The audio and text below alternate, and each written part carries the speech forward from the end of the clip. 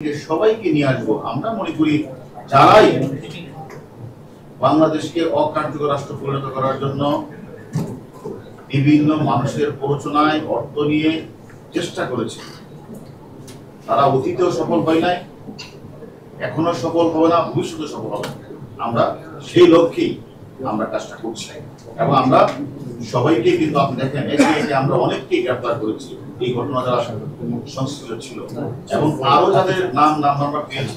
আপনাদের আমরা কথা দিয়েছিলাম আমার পুলিশ ভাইয়ের উপরে যারা হামলা করেছে, হত্যা করেছে, তাদেরকে আইনের আওতায় নিয়ে আসবো। আমরা কিন্তু অনেককে নিয়ে এসেছি। আমরা সাধারণ মানুষকে যারা পিটিয়ে ঝরিয়ে হত্যা করেছে তাদের অনেককে আমরা কিন্তু আইনের আওতায় নিয়ে এসেছি। আমরা মনে করি মেট্রো রেলে যারা আগুন লাগিয়েছিল, আমরা ছাত্র দলের অনেক নেতৃবৃন্দ, তাদের বস যারা হুকুম দিয়েছে, সকলের নাম আমরা পেয়েছি। সকলেই কিন্তু ম্যাক্সিমামই কিন্তু আমাদের কাছে আছে, তারা কিন্তু স্বীকার করেছে। আমি মনে করি আমরা একটা গণতান্ত্রিক সরকার ব্যবস্থায় যারা উঠা আন্দোলনের নামে অরাজকতা সৃষ্টি করতে চায়, আমরা বাংলাদেশের সাধারণ নাগরিক হিসেবে তো আপনারা ছাড়তে পারেন না। আপনারা তো ছাড়তে পারেন, যারা এই কাজটা করেছে আপনারা কিন্তু সাধারণ জনগণ হিসেবে আপনারা তাদেরকে ধরার এখতিয়ার আপনাদের আছে। আপনাদের কাছে আমার বিনীত অনুরোধ থাকবে, আমাদের আইন শৃঙ্খলা বাহিনী যেরকম ভাবে সব জায়গায় বুঝতে চেষ্টা করছে তাদেরকে গ্রেপ্তার করা, আপনাদের কাছে যদি সচেতন নাগরিক হিসেবে, সাংবাদিক হিসেবে তথ্য থাকে, এই সকল অপরাধীরা, এই দুর্বৃত্তরা যারা দেশকে অকার্যকর করার জন্য ঢাকা শহরে এই তাণ্ডবলীলা চালিয়েছিল, তাদের নাম্বারটা যদি আপনারা প্রকাশ্যে না পারেন তুলে দিয়ে আপনারা পারলে ধরে আমি এদেরকে সকলে মিলেই প্রতিহত করব। সাংবাদিক সাঈদকে আপনারা গ্রেফতার করেছেন, সেও কি বাংলাদেশ রাষ্ট্রকে অকার্যকর করতে চেষ্টা করেছিল? আমরা তদন্ত করছি। আরেকটা বিষয় বলি যে আমরা যাদেরকে নিরাপত্তা স্বার্থে আমরা নিয়ে এসেছি, সেফটি এবং সিকিউরিটির স্বার্থে, আমি এটাও বলবো, আমরা আগে যেমন বলেছি যে আমরা টিভিতে আমরা তাদেরকে জিজ্ঞাসাবাদ করছি, আমি তাই তাদের সেফটি সিকিউরিটির কথা চিন্তা করে আমরা তার পরিবারের কাছে অনুরোধ করবো, দুশ্চিন্তা করার মতো কিছু নেই। আমরা মনে করি তাদের সেফটি সিকিউরিটি আমরা দেখছি।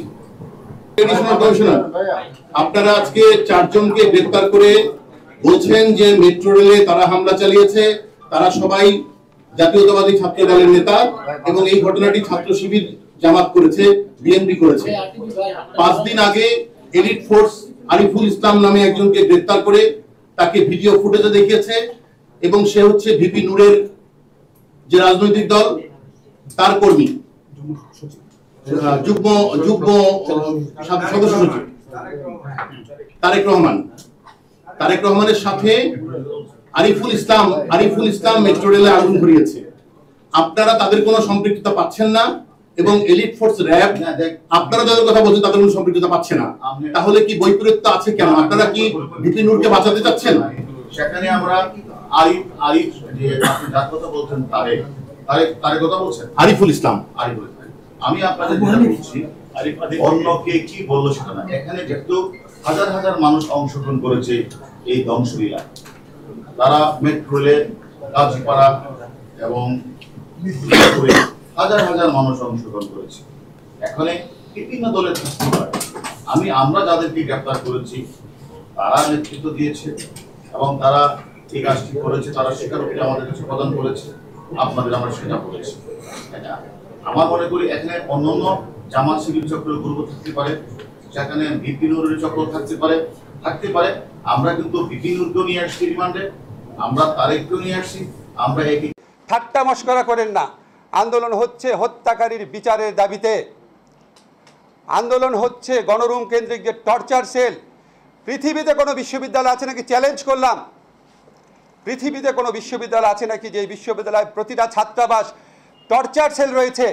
সেই টর্চার সেলে ছাত্রদের মৃত্যুর খবর আপনারা পেয়েছেন। জোর করে কৃতদাসের মতো গেস্টাপো বাহিনীর স্টাইলে সেখানে অত্যাচার করা হয়। আপনাদের বুকের মধ্যে তো কোনো ক্রন্দন দেখি না, আপনাদের মধ্যে তো কোনো কষ্ট দেখি না। সারাক্ষণ স্থাপনার জন্য কষ্ট। এটা তো আমাদের টাকায় করা। আমরা কষ্ট পাবো, আমরা যন্ত্রণায় ভুগবো। আপনার তো মেট্রো রেলে চলতে হয় না, আপনারা তো রাস্তায় যাওয়ার সময় সমস্ত মানুষকে আটকে রাখেন বেআইনিভাবে। আজকে এই 6টা ফুল যে ঝরে গেছে, আজকে যে 19টা অপ্রাপ্ত বয়স্ক মানুষ মারা গেছে, আজকে 21 জনকে বেওয়ারিশ লাশ হিসেবে দাফন করা হয়েছে। এটার মধ্যে অন্যায়টা কোথায়? ছাত্ররা কি বলেছে সরকারের পতন চাই? ছাত্ররা কি বলেছে নতুন নির্বাচন চাই? তারা তো এগুলি বলে নাই। আপনারা এই দাবি মেনে নিচ্ছেন না কেন? সমস্যা কি? আজকে আবু সাঈদের বুকে এইভাবে গুলি করার পর এজাহারে লেখা হয়েছে আন্দোলনকারী ইট পাটকেলে ফাজলামি করেন আমাদের সাথে। এই ফাজলামি মানুষের বুকে ক্ষত হয়ে থাকে না? কতজনকে মারবেন? আমাদের সন্তানরা আমাদের সাহস দেয় এখন, আমাদের কিশোররা আমাদের সাহস দেয় এখন। আমরাও ভয় পাই না, আমরা অত্যাচারের ভয় পাই না। এই হত্যাকাণ্ডের বিচার করতে হবে, এখানে কোনো ছাড় নাই। আজকে শোক দিবস পালন করেন, রসিকতা করেন জাতির সাথে। নাশকতার জন্য 10,000 20,000 গ্রেফতার করেছেন, 2.5 লক্ষ বলে আসামি, সম্ভবত শুধু ঢাকা শহরে। হত্যাকারীর বিচার করেন। সিকিউরিটি এক্সপার্ট যে পরামর্শটা দিয়েছে যে ভিপিএন ব্যবহার করা মানেই হচ্ছে এটা ঝুঁকির মধ্যে পড়া, আমাকে সাইবার সিকিউরিটি এক্সপার্টরা এটাই পরামর্শ দিয়েছে যেন আমরা গণমাধ্যমে, ব্যক্তি, প্রতিষ্ঠান, সরকারের সব পর্যায়ে আমরা এই সচেতন বার্তাটা পৌঁছে দিই যে ভার্চুয়াল প্রাইভেট নেটওয়ার্ক অ্যাপ্লিকেশনগুলো ব্যবহার করা আমাদের জন্য নিরাপত্তা ঝুঁকি। ইন্টারনেটের গতি আমরা কিন্তু কোনো রেস্ট্রিকশন রাখিনি। আমরা বিটিআরসি, আমাদের যে বাংলাদেশ টেলিকম রেগুলেটরি কমিশন, আমাদের দিক থেকে সম্পূর্ণভাবে আমরা এটা অবাধ এবং ছেড়ে দেওয়া হয়েছে। কোথাও কোনো বাধা নাই, কোনো রেস্ট্রিকশন নাই, কোনো গাইডলাইন নাই। কিন্তু আমাদেরকে যেটুকু মানে টেকনিক্যাল পার্সনরা বলেছে যে প্রায় 5,000% মানে বৃদ্ধি পেয়েছে ভিপিএন ব্যবহার করা। ফলে ভিপিএন ব্যবহার যারা করছে তখন কিন্তু অন্য দেশের আসলে নেটওয়ার্ক ব্যবহার করছে। ফলে এই যে বিদেশে যে ব্যান্ডউইথে ট্রাফিকটা বেড়ে যাচ্ছে, এটা একটা অন্যতম কারণ যে অনেক সময় মোবাইল 4G নেটওয়ার্কে অনেক ইন্টারনেট একটু স্লো পাচ্ছে, মানে মেইন ব্রডব্যান্ড কানেক্টিভিটি, এটা একটা অন্যতম কারণ বলে আমাকে বলা হয়েছে। আগামীকালকে আমরা তো একটা টাইম দিয়েছিলাম ফেসবুক, টিকটক এবং ইউটিউবকে যে তারা তাদের ব্যাখ্যাটা দেবে। তো আমরা এখনো লিখিত বা মৌখিক কোনো ব্যাখ্যা পাইনি। তো টিকটক আমাদেরকে ইমেইলে রিপ্লাই দিয়েছে যে তারা এটা খুব আন্তরিক সরকারকে সহযোগিতা করার জন্য এবং তারা এটার উত্তর ব্যাখ্যাগুলো দিতে চায়। বাকি দুটি আমরা এখনো পাইনি। তো আমরা কালকে তো সকাল 9টায় আমরা দেখেছিলাম ফেসবুক, না সকাল 9টায় দেখেছিলাম টিকটক, 10টায় মনে হয় ফেসবুক, 11টা। আচ্ছা, যাই হোক, আমরা কালকে বলেছিলাম, আজকে এখনো সময় আছে, আমরা দেখি যে তারা কি ব্যাখ্যা দেয়। সেটা যদি মানে সন্তোষজনক হয় তাহলে আমরা তো বলেছি আমরা বাংলাদেশ বিশ্বের অন্যতম একটি উদার গণতান্ত্রিক দেশ যেখানে কোনো কিন্তু বাধা নাই।